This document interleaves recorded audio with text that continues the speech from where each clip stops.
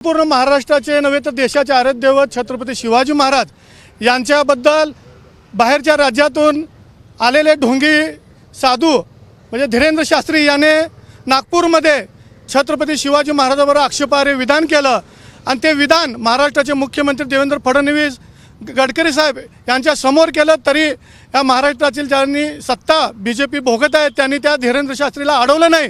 वास्तविक पाहता मुंबई हायकोर्टाचा निकाल आहे की छत्रपती शिवाजी महाराज आणि समर्थ रामदास यांची कधीच उभ्या आयुष्यात भेट झालेली नाही।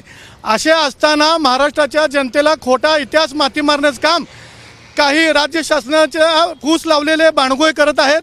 त्याचा आम्ही संभाजी ब्रिगेडच्या वतीनं आज या ठिकाणी धीरेंद्र शास्त्री याच्या प्रतिमेला शेणाचा अभिषेक घालून त्याचा निषेध केलेला आहे।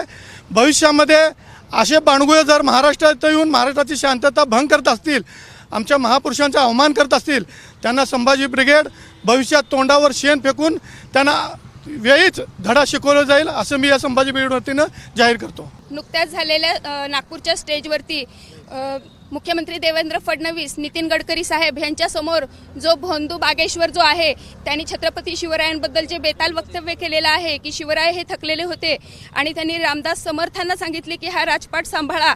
तर मला ह्या भोंदूला ह्या माध्यमातून सांगायचं आहे की गोरगरीब जनतेला चमत्कारांच्या जाळ्यात अडकवून स्वतःची लोकप्रियता वाढवणारा हा नालायक माणूस, त्याला अखंड हिंदुस्थानचे दैवत श्री छत्रपती शिवराय महाराजांचा इतिहास हा कदाचित माहिती नसेल। तलवारीच्या धारेवरती आणि गनिमी कावा रचून ज्यांनी संपूर्ण स्वराज्य निर्माण केलं, स्वराज्याचं रक्षण केलं, असे छत्रपती शिवरायांचा अपमान होत असताना त्या स्टेजवर महाराष्ट्राचे प्रथम नागरिक म्हणून देवेंद्र फडणवीस साहेब गडकरी साहेब हे उपस्थित होते, परंतु त्यांनी हा अपमान खपवून घेतला।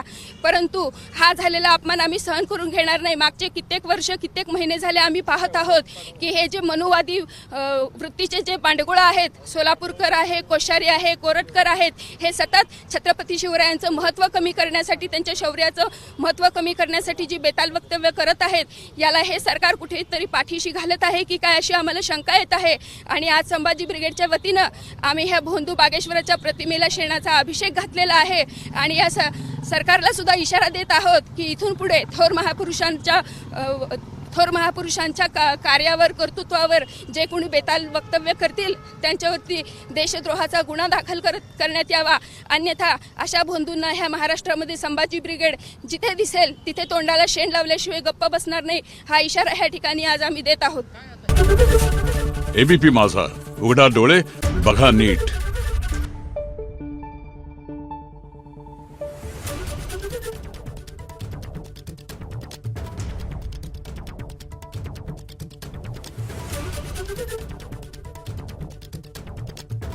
Thank you.